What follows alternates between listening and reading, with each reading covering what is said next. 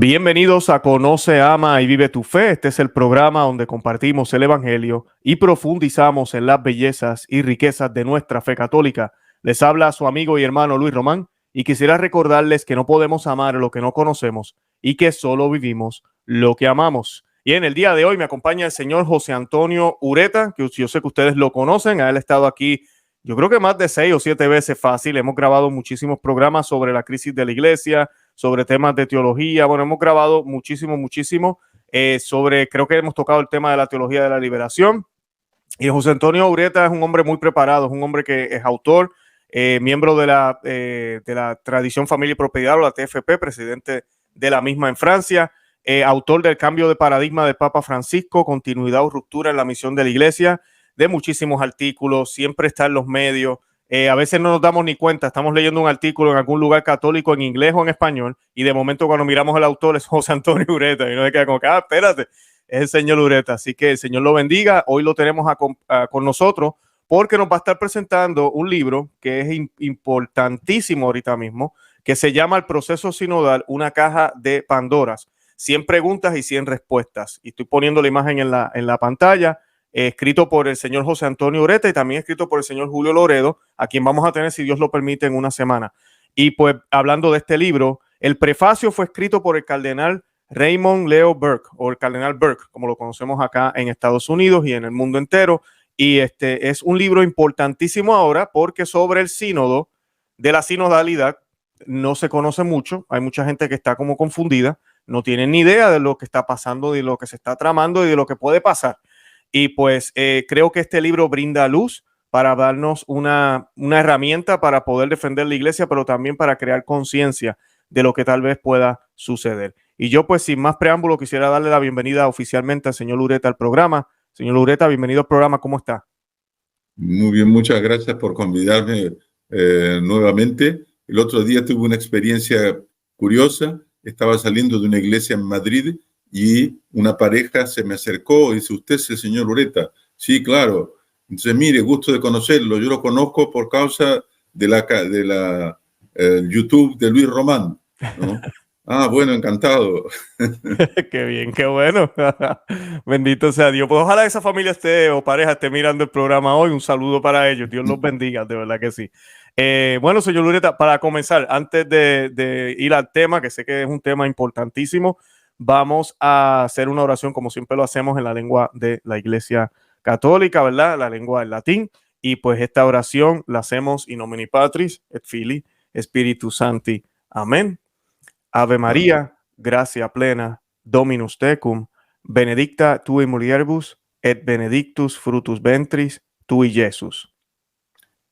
Sancta Maria, Mater Dei, ora pro nobis peccatoribus, nunc et in hora mortis nostrae. Amén. Amén. In nomine Patris et Filii Spiritus Sancti. Amén. Bendito sea Dios. Perfecto, estamos listos. Bueno, señor José Antonio Ureta, yo quisiera pues primero preguntarle por qué se escribe este libro, ¿verdad? El proceso sinodal ahorita, una caja de Pandora. Sé que, no sé si nos quiere hablar un poquitito del proceso que se está llevando a cabo. Mucha gente no sabe, pensaban que ya se había terminado, de momento se extendió. Luis, yo no entiendo, en mi iglesia hicieron una reunión, pero yo no fui. Eso es lo que más o menos a veces uno habla con algunos católicos. ¿Qué nos puede decir sobre esto? ¿En qué momento nos encontramos ahorita mismo en este proceso del sínodo de la sinodalidad? Justamente en un momento en que la caja de Pandora ya se abrió un poco y salieron muchos maleficios de dentro, ¿no? Todos conocen probablemente este mito griego. Zeus le dio a su hija Pandora una caja, ¿no? Diciéndole que no la abriese, pero ella, como mujer muy curiosa, terminó abriéndola y de la caja salieron todo tipo de calamidades, ¿no? Bueno, en este caso ya comenzaron a aparecer las primeras calamidades y el riesgo es que en la reunión de los obispos con los laicos que también fueron nombrados para participar del sínodo con derecho a voto, más malas sorpresas van a salir, ¿no? Y es por eso que tenemos que estar muy atentos. Correcto. Ahora, señor Ureta, eso también quería hablarle, que nos explicara un poco. Porque los sínodos no son algo nuevo. La gente piensa tal vez esto es algo nuevo y sí hay algo nuevo aquí. Hay una novedad muy fea. pero los sínodos siempre han sido parte de la iglesia, ¿no? Sí, desde los comienzos de la iglesia, los sínodos son reuniones de obispos para tratar de problemas disciplinarios, ¿no? Y están incluso en el Código del Derecho Canónico.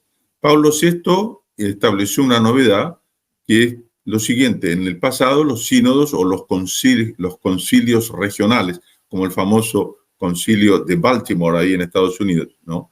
Eran esporádicos y solo para tratar de cuestiones disciplinarias. Pablo VI, en nombre de la colegialidad, ¿no?, y de la participación de todos los obispos en el gobierno universal de la Iglesia, como uno de los poderes supremos de la Iglesia, el Colegio de los Obispos, estableció el Sínodo de los Obispos como un órgano central y permanente, a pesar de que se reúne cada 3-4 años, ¿no? Y también con uno de los objetivos de discutir, ¿no?, cuestiones doctrinarias y ponerse de acuerdo al respecto de cuestiones doctrinales. Esto ya es una gran novedad. Ahora, el Papa Francisco no alteró todavía más porque impuso que cada sínodo tenga obligatoriamente 3 fases. Antiguamente el sínodo era solo la reunión de los obispos.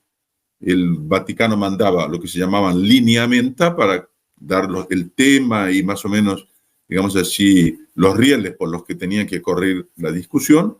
Los obispos discutían y daban un documento final y el Papa hacía una exhortación postsinodal, si quería. Bueno, el Papa Francisco cambió todo eso porque dice que ahora los sínodos necesariamente tienen que tener 3 fases. Una primera fase de escucha, para ver qué es lo que el pueblo de Dios está pensando al respecto de un tema. Una segunda fase, ¿no?, que sería la celebración del sínodo, que es lo que va a ocurrir ahora a comienzos de octubre, y una tercera fase de recepción del sínodo por los fieles nuevamente. Entonces sería un proceso circular que comienza con los fieles y termina con los fieles, ¿no? ¿Qué es lo grave en esto?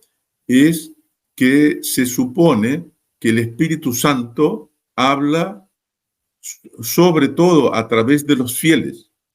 Entonces, en el fondo es el Vox Populi, Vox Dei, ¿no? La voz del pueblo es la voz de Dios.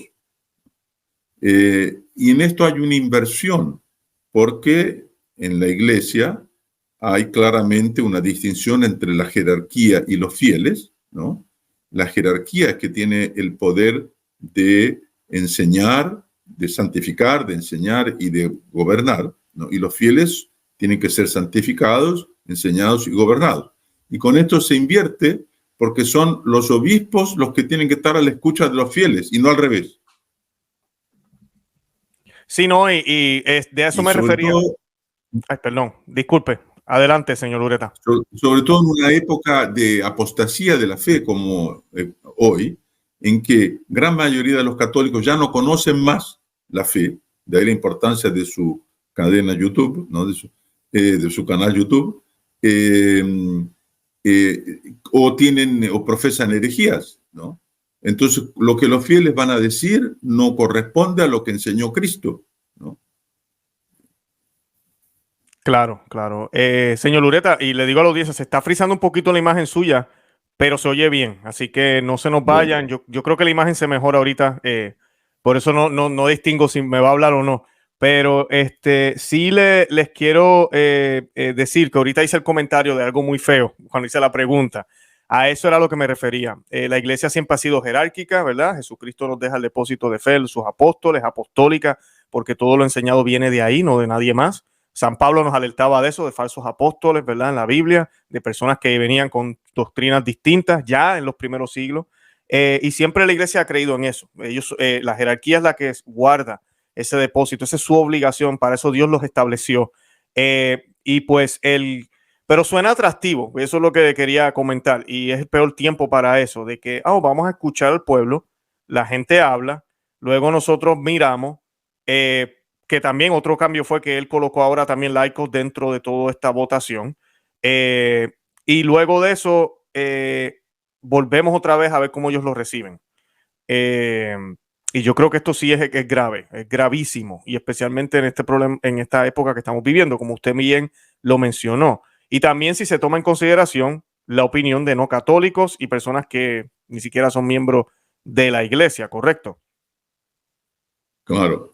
No, la iglesia siempre ha estado a la escucha de los fieles, porque un pastor tiene que ver cuáles son las necesidades del rebaño, ¿no? Si el rebaño está enfermo, hay que darle remedios. Si no está bien alimentado, hay que llevarlo a pastajes donde hay buen pasto, etcétera, ¿no? Pero son los pastores los que tienen que enseñar, ¿no? Jesucristo dijo: quien a vosotros escucha, a mí escucha, ¿no? Y no le dijo a los apóstoles que ellos tenían que estar escuchando a los fieles. Un eparca griego católico acaba de hacer una entrevista y dice una cosa muy interesante. Dice: mire, están insistiendo mucho en la iglesia latina respecto de sínodos y diciendo que en la iglesia oriental los sínodos siempre existen y que la sinodalidad es una cosa muy importante. Bueno, pero hay algo en que se equivocan en esto, y es que en la iglesia oriental, las iglesias católicas orientales, el sínodo no tiene esa connotación democrática parlamentaria que le están dando al sínodo de la iglesia latina, en que no es la mayoría que decide qué es lo que es la verdad, ¿no? En los sínodos de la iglesia oriental son los obispos, que ellos son los testigos de la fe y son los jueces de la fe, y son ellos los que enseñan al pueblo lo que ellos tienen que creer. Y no se puede eso cambiar. Exacto, exacto. Señor Ureta, el cardenal Burke estuvo, es parte del prefacio del libro, escribió el prefacio, mejor dicho. ¿Nos podía hablar un poquito? Porque lo que él dice, de las declaraciones de él en el libro son bastante contundentes, vienen de un príncipe de la iglesia. A veces no entendemos la importancia de un cardenal, sí, que si votan en el conclave, si no pasan de cierta edad, ¿verdad? Pero es mucho más que eso. Un cardenal tiene una gracias, podríamos decir, en cierto sentido, ¿verdad? Hay una responsabilidad por ser cardenal. Y el cardenal Burke pues, escribe el prefacio de este libro. ¿Cuáles fueron las declaraciones de él sobre el libro y sobre todo este proceso?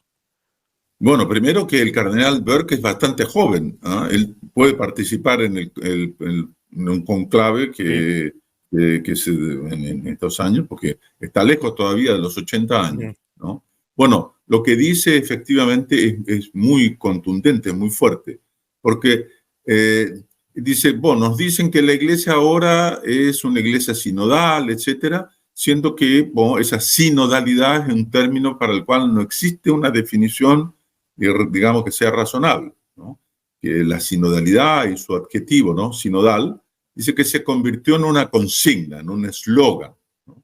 Y que ese eslogan está sirviendo en realidad para fraguar una revolución, ¿no? Con el objetivo de cambiar radicalmente la idea de cómo la iglesia se entiende a sí misma, esta iglesia democrática que está a la escucha del pueblo, etc., ¿no? Y eso es de acuerdo con que una ideología contemporánea. ¿Cuál es la ideología contemporánea? Justamente la soberanía del pueblo, la democracia, el liberalismo, ¿no? Etcétera, y el modernismo en el fondo. Y que eso en el fondo niega mucho de lo que la iglesia siempre enseñó y siempre practicó.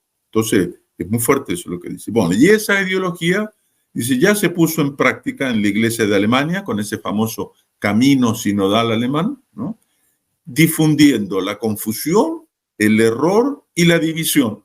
De hecho, el cisma, porque en Alemania los obispos están completamente peleados unos con los otros. La mayoría aprueba todas esas reformas, las bendiciones para las uniones homosexuales, el diaconado y el sacerdocio femenino, que se acepten personas transexuales para el orden sagrado, que los laicos puedan predicar la iglesia y sobre todo que se creen consejos sinodales con poder deliberativo en todos los niveles, en las parroquias, en las diócesis y a nivel de la conferencia episcopal. Bueno, todo eso lleva realmente al cisma, porque hay 5 obispos que se oponen y los otros son a favor, y a un cisma de la Iglesia alemana con el resto de la Iglesia universal, ¿no?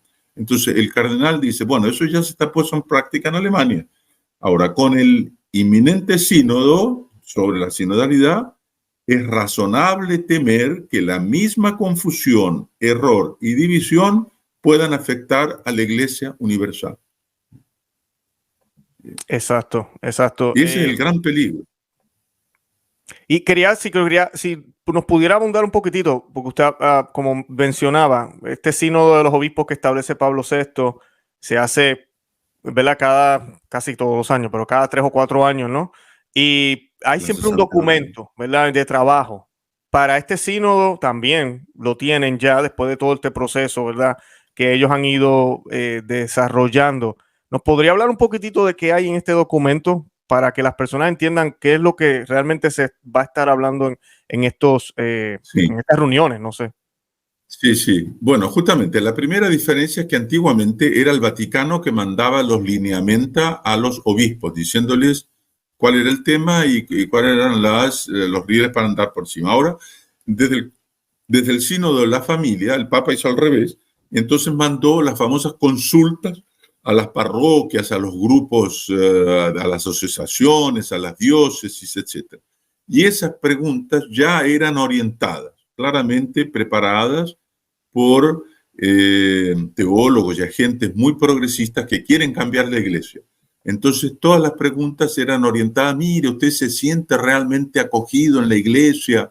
¿O el cura hace todo en la iglesia y usted no tiene voz en el capítulo, ¿no? Y usted es considerado apenas como una especie de siervo que tiene que estar a disposición del cura para hacer lo que quiera y tiene que obedecer. Todo ya estaba bastante orientado, ¿no? Y entonces insistía en que había que escuchar a todos. Eso ya era el primer documento, el Vademecum que se llamaba. Hay que escucharlos a todos porque por algo están apartados de la iglesia. Entonces hay que escuchar sobre todo a los que viven en el margen, ¿no? A los que no practican más, a los que tienen otra religión, ¿no?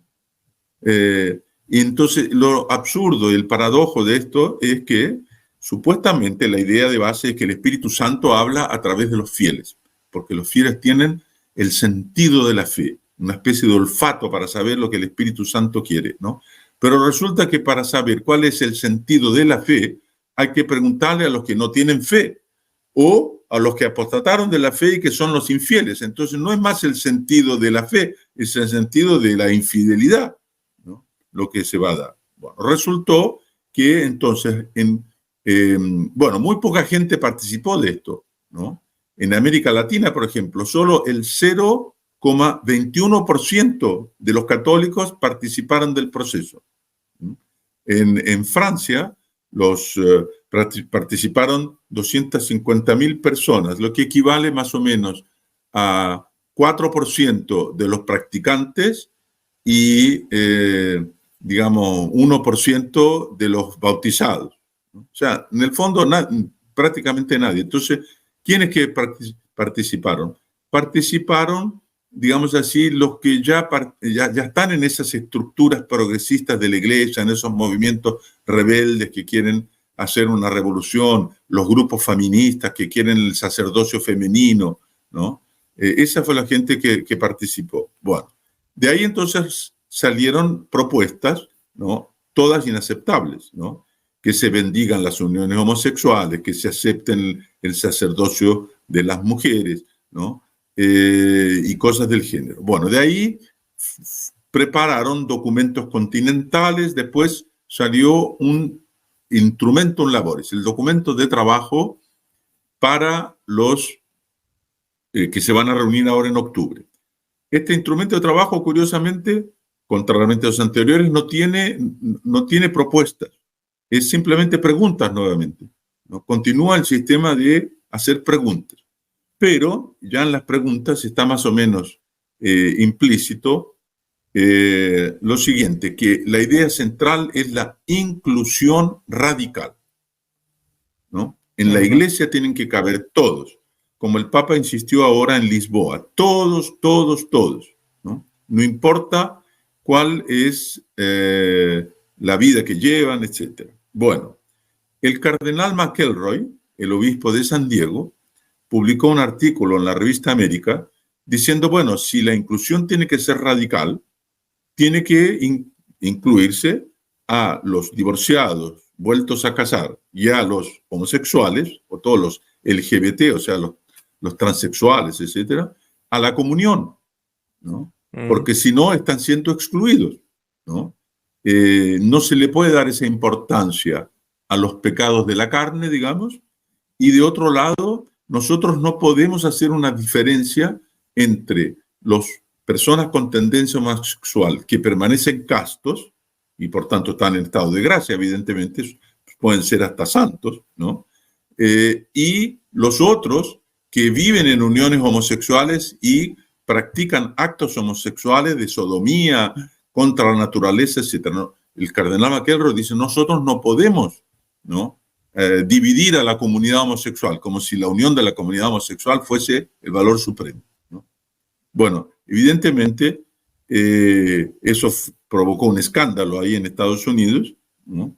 Y si no me engaño, fue el arzobispo Paprovsky, ¿no? Sí. Que era el jefe de la Comisión de Derecho Canónico, que dijo que eso era una herejía, porque en el fondo acaba con digamos, con dos sacramentos, ¿no? Con la reconciliación, que supone, ¿no? Que la persona se arrepienta de su pecado y haga el propósito de no pecar más para poder recibir la solución y estar nuevamente en estado de gracia, y el sacramento de la Eucaristía, que solo se puede recibir dignamente, o sea, estando en estado de gracia y no en estado de pecado mortal, ¿no? Entonces, esta inclusión radical, ¿no? Es gravísima, porque entonces hay que admitir en la vida común de la Iglesia absolutamente todos los pecadores públicos, ¿no? Y que están en una posición de desafío, ¿no? De la doctrina y de la moral de la Iglesia, ¿no? Ahora, la idea de base de esta inclusión radical es que la persona excluida sufre.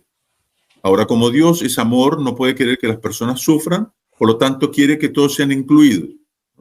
Ahora, si Jesucristo hubiese practicado eso, Él no hubiera expulsado a los mercaderes del templo, no habría acusado a los fariseos de ser sepulcros blanqueados, no le habría dicho a la mujer adúltera, ¿no? Va, pero no peques más, ¿no? Toda la redención no tiene más sentido, ¿no? Si basta tener fe, eso es un principio luterano, basta tener fe y después vivo como quiero. Es exactamente lo que se ha infiltrado en la iglesia, definitivamente. Ahora, hay un tema muy curioso, y yo creo que este tema a veces pasa desapercibido, porque es el sínodo de la sinodalidad. Se le ha dado como otra definición. ¿Qué significa esto? Van a analizar la sinodalidad, sínodo de la sinodalidad. ¿Hay algo distinto aquí? ¿Hay algo detrás de todo esto? Bueno, sínodo, no, el griego, ¿no? Sin es juntos, ¿no? Y odos es camino. Entonces, en el fondo significa caminar juntos, ¿no? Ahora, hay que caminar juntos. ¿Es que caminar juntos es el valor supremo o depende? Bueno, depende, porque nosotros tenemos que caminar juntos siguiendo a Cristo, porque Cristo es el camino, la verdad y la vida. Entonces, si caminamos fuera del camino, no sirve para nada, nos estamos yendo para un precipicio. Después, tenemos que caminar, digamos así, de la forma como Cristo quiere que caminemos. Y Cristo quiso hacer la iglesia como una iglesia jerárquica que tiene pastores, ¿no? Entonces, si son el rebaño que quiere dirigir al pastor, va a pasar como en la revolución de los animales, ¿no? De la novela, ¿no? de Orwell, ¿no? En que los animales comienzan a mandar, ¿no? Se invierte todo, ¿no? Y en el Concilio de Trento, cuando habla del sacramento del orden, ¿no?, del orden sagrado, dice que en la iglesia hay una jerarquía que está basada en el sacramento del orden, los que recibieron la imposición de las manos, y que esa es compuesta de obispos, sacerdotes y diáconos, ministros les llama, pero son los diáconos, ¿no? Entonces, esa es la estructura en la cual se apoya la iglesia. Y dice enseguida que de esa manera la iglesia es como un ejército en orden de batalla, ¿no?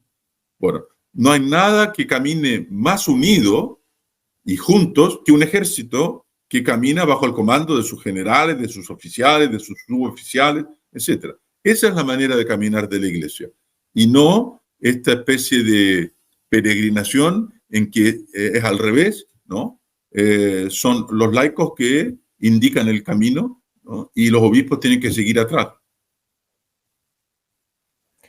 Señor Lureta, le pregunto, ¿y si la iglesia, que ya han comenzado, yo diría, porque estamos en un tiempo de confusión ahorita mismo porque no tenemos pastores, empezando desde Roma, me da pena decirlo, que corrijan, que aclaren? Tenemos algunos, no voy a decir que no tenemos ninguno, pero personas como el obispo Strickland, el obispo Schneider, el cardenal Burke ahora, el cardenal Muller, que ha dicho cosas bastante fuertes últimamente, que realmente aclaren y digan, no, esto no lo puede hacer el Papa, esto no lo puede hacer el laico, esto está mal, esto es pecado, la Biblia dice aquí tal cosa, Jesús dijo tal cosa, la iglesia siempre ha creído esto.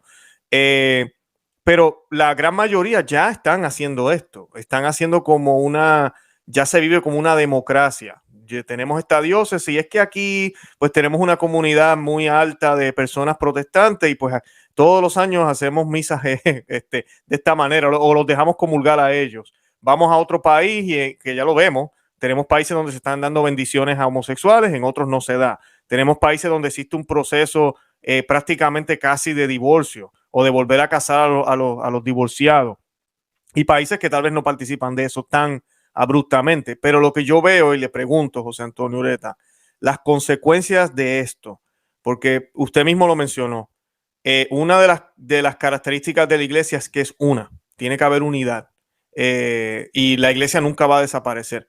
Pero este monstruo que están creando para opacar la verdadera iglesia, pues obviamente no tiene unidad, esa es una. Y la otra es que no va a haber clara doctrina. Lo que hay es simplemente lo que dice usted, un diálogo en círculo que jamás termina. Y seguimos dialogando y dialogando en amor y fraternidad, pero no vamos para ningún lado. Pero nos sentimos bien porque estamos todos juntos y la iglesia es para todos. ¿Cuáles pueden ser las consecuencias de esto si seguimos este camino?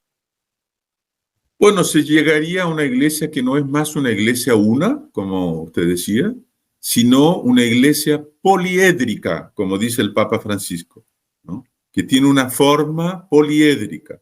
Entonces, una iglesia en que en África, digamos, se condena la homosexualidad y se condena la poligamia, pero en Alemania se defiende la homosexualidad y se defiende el poliamor, ¿no?, porque lo importante es que las personas se amen, ¿no? Y si la persona ama a varios, bueno, ¿cuál es el problema, ¿no?, de que haya una relación polígama, ¿no?, o poliándrica? Bueno, y así, entonces, en la iglesia suiza o austríaca, bueno, eso sucedió en Suiza. Una mujer que era la digamos así, la pastora de la iglesia, o sea, era el cura párroco, era una mujer. Entonces, para despedirla, porque se cambiaba de ciudad, en fin, dejaba el cargo por algún motivo, fue convidada por el sacerdote a subirse al altar y en la hora de la consagración ella estaba al lado del cura diciendo las palabras de la consagración, después de haber predicado, ¿no? Entonces, en Suiza es así, pero entonces en Polonia, a 500 kilómetros de distancia, o 800 kilómetros de distancia, al contrario, todavía es una iglesia clásica, con sacerdotes y ritos como se debe, etc. Entonces, bueno, la iglesia deja de ser una y pasa a ser como las denominaciones protestantes, que cada una tiene un formato completamente diferente, ¿no? Entonces, eso no es más la iglesia católica. Correcto. ¿Sabes qué, señor Lureta? Quisiera que me contestara esta pregunta y vamos al libro, que quiero decirle a la audiencia, el libro en formato digital es gratis. Vamos a colocar el enlace para que lo puedan bajar o lo puedan descargar. Pero quería hacer una pregunta por lo que acaba de decir, porque yo recuerdo hace un tiempo, y creo que fue, si no me equivoco, creo que fue James Martin, el sacerdote James Martin, que defiende todo lo que es del abecedario, el arco iris y bueno, toda esa agenda. Decía, alguien le preguntaba o le cuestionaba sobre eso mismo, por qué en algunos lugares sí se permite, en otros no, y no que el Espíritu Santo guía a la iglesia. Y él se atrevió a decir que era que el Espíritu Santo conocía cada comunidad, cada lugar que tiene sus propias características y le daba para lo que ellos podían estar listos. Entonces, que habían lugares donde todavía el Espíritu Santo no había dado ese entendimiento y habían lugares donde sí. Había lugares donde nunca se iba a entender de una forma, se iba a entender de otra, por la cultura o la forma en que vivían. ¿Qué nos puede decir de eso? Porque esa es una de las explicaciones que dan estos modernistas hoy en día. Bueno, justamente que es la herejía del modernismo. Lo que caracteriza la herejía del modernismo es negar que la revelación pública, ¿no?, se completó, llegó a su plenitud en Jesucristo y se completó con la muerte del último de los apóstoles y de los evangelistas, y que a partir de ahí el depósito de la fe se cerró, ¿no?, y el carisma de la inspiración desapareció y fue sustituido por el carisma de la infalibilidad, o sea, de preservar el depósito íntegro, sin cambiarlo. Para los modernistas, Dios continúa revelándose, ¿no?, revelándose en las conciencias de las personas. Y entonces, claro, se revela a la conciencia dependiendo del estado en que la persona se encuentra, ¿no? Y por eso esa diversidad de religiones, ¿no?, esa diversidad de posiciones dentro de una misma religión, porque para cada uno, ¿no?, serían como que círculos concéntricos. En la medida que se acerca, digamos así, del catolicismo, sería, por así decir, una conciencia más esclarecida, ¿no?, a respecto de la divinidad y del actuar de la divinidad, ¿no? Ahora, eso es de un relativismo absoluto. Además, los modernistas dicen que la conciencia de la humanidad, ¿no?, va cambiando porque la humanidad se va tornando más adulta. Entonces ahora nosotros, ¿no?, por ejemplo, después de Sigmund Freud, conocemos mejor, ¿no?, los problemas de la sexualidad, etcétera, y que hoy en día no se puede decir que la homosexualidad sea algo antinatural, etcétera, y sobre todo no se puede decir que hay que practicar la castidad y por lo tanto refrenar sus instintos sexuales, porque si lo hacemos, entonces van a venir todo tipo de enfermedades psiquiátricas, ¿no? Entonces, supuestamente, como la conciencia de la humanidad va evoluyendo, la doctrina tiene que evoluir también. Entonces, el Papa, por ejemplo, ahora tuvo una conversación con los jesuitas portugueses cuando estuvo en Lisboa y les dijo, no, la doctrina tiene que madurar, tiene que cambiar. Por ejemplo, ¿no?, cambió en relación a la pena capital, ¿no?, y en relación a la guerra. Entonces, hoy es pecado tener armas nucleares. Hoy es pecado condenar, que el Estado condene a alguien a muerte. Bueno, fue él que cambió eso. La doctrina de la Iglesia durante 2000 años enseñó lo contrario, ¿no? Pero, ¿cuál es el principio? Que la conciencia de la humanidad cambió. Ahora, si es así, bueno, hay que seguir siempre a los más avanzados.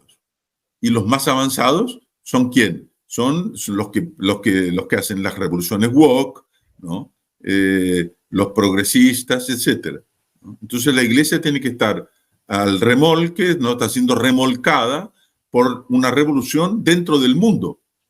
Entonces la iglesia, en lugar de ella, ¿no?, juzgar al mundo y enseñarle al mundo, ella es juzgada por el mundo y debe seguirlo. Es la completa inversión de la obra de redención que nuestro Señor Jesucristo vino a traer a la tierra.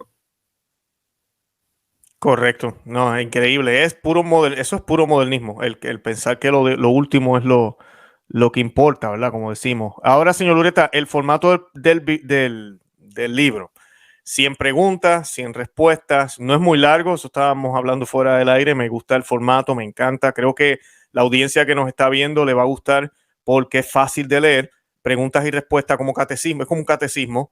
Es como un catecismo y las respuestas son, digamos, en la medida de lo posible cortas, ¿no? Uh-huh. De manera que, bueno, y si a uno una cosa ya sabe, no le interesa, salta y pasa para la otra. Entonces, en un formato, digamos así, no muy grande, ocupa 120 páginas, ¿no? Sí, realmente es muy liviano y fácil de leer, ¿no? Es muy corto y fácil de leer y bastante accesible, y explica más o menos todas estas cosas que estamos conversando y dando siempre los documentos que muestran que eso es así.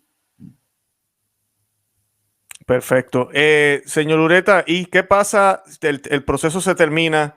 ¿Qué pasaría si se salen con la suya? ¿Qué podríamos hacer los católicos fieles que queremos seguir viviendo el catolicismo que vivieron nuestros abuelos, que vivieron los grandes santos, por el cual murieron los mártires y el que fue entregado a los apóstoles? Hay una cosa curiosa,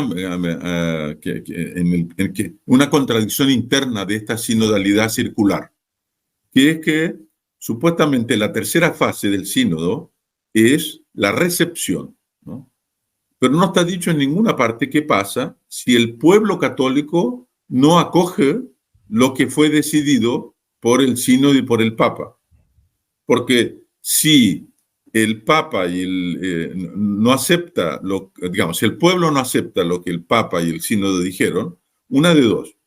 O, ¿no? El Papa impone, a pesar de todo, lo que fue decidido, y en ese caso, ¿de qué sirvió toda esa escucha?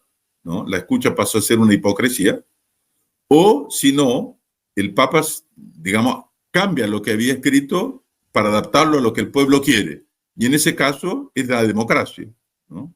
Bueno, eso es bastante hipotético todo eso. Pero en fin, dicho eso, si realmente introducen cambios que alteran la estructura divina de la Iglesia, que no se puede transformar, o cambios que modifican los dogmas de fe, ¿no? Por lo tanto, que se prediquen herejías y errores, eso simplemente no se puede aceptar.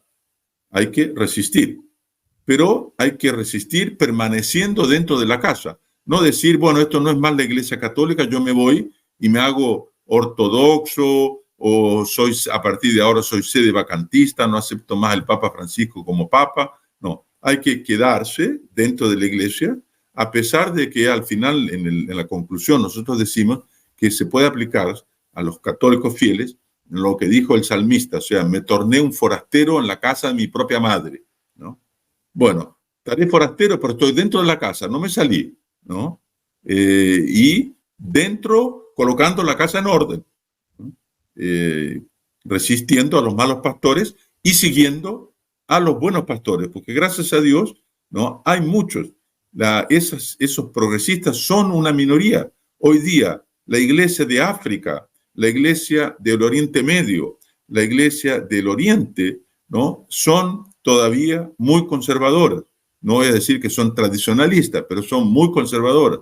La iglesia de Europa Oriental, de Polonia, de Ucrania, de Eslovaquia, de Croacia, ¿no? Entonces, esa minoría progresista representada por el padre James Martin, ¿no? Incluso en los Estados Unidos, el Papa acaba de quejarse en esa reunión con los portugueses, jesuitas portugueses, de la iglesia de Estados Unidos, diciendo que son indiatristas, que se quedan mirando siempre para atrás y que no avanzan. Entonces, en los propios Estados Unidos ustedes tienen obispos, un cardenal, ¿no? De excelente orientación. Entonces los católicos tenemos que seguir a esos buenos pastores, ¿no? Y no seguir la voz, el vocerío más bien, de los ladrones que entraron en el redil, pero no por la puerta. Excelente. Señor Ureta, y ahorita en estos momentos, ¿qué puede ser un católico? Ya el proceso de escucha, ¿verdad? Terminó hace rato, ya están a punto de empezar estas reuniones. ¿Todavía podemos hacer algo nosotros en nuestras diócesis, con nuestros sacerdotes? ¿Cuál es el consejo que le da a la audiencia? Bueno, primero rezar, ¿no? Para que esta crisis de la iglesia pase lo cuanto antes, ¿no? En segundo lugar, informarse, estar informado, estar atento para no ser cogido desprevenido, ¿no? Y tercero, prepararse, porque si hay polémicas y discusiones, hay que tener una buena formación.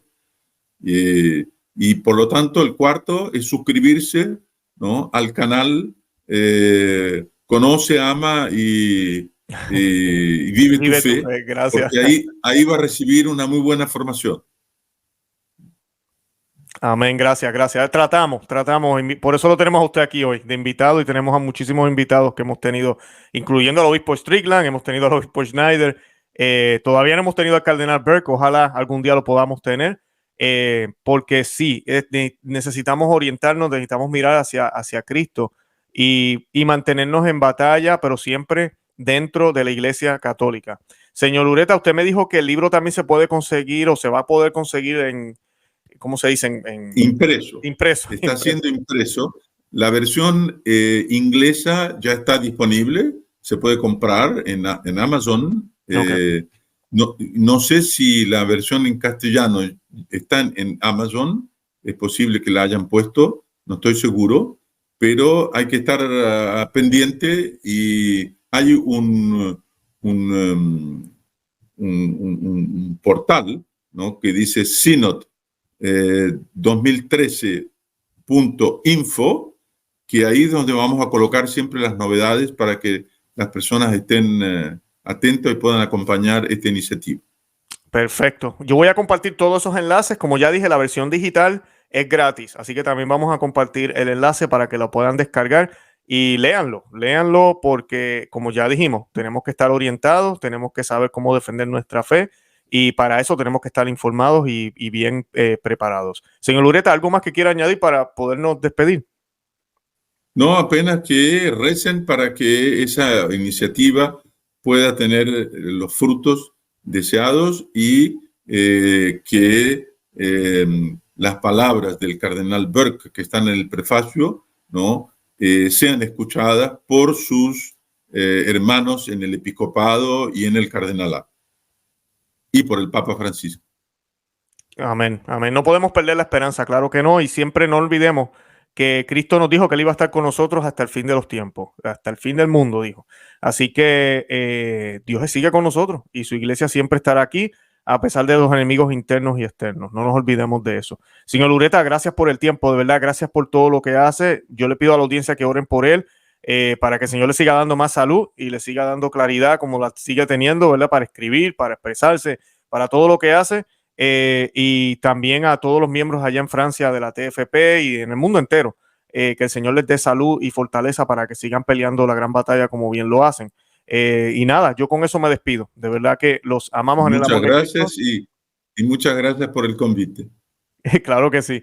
Señor Loreta, gracias a usted, de verdad. Bueno, con eso nos despedimos. De verdad que los amamos en el amor de Cristo. Y Santa María, ora pro nobis. Santa María, ruega por nosotros. Que Dios me los bendiga. Bye bye.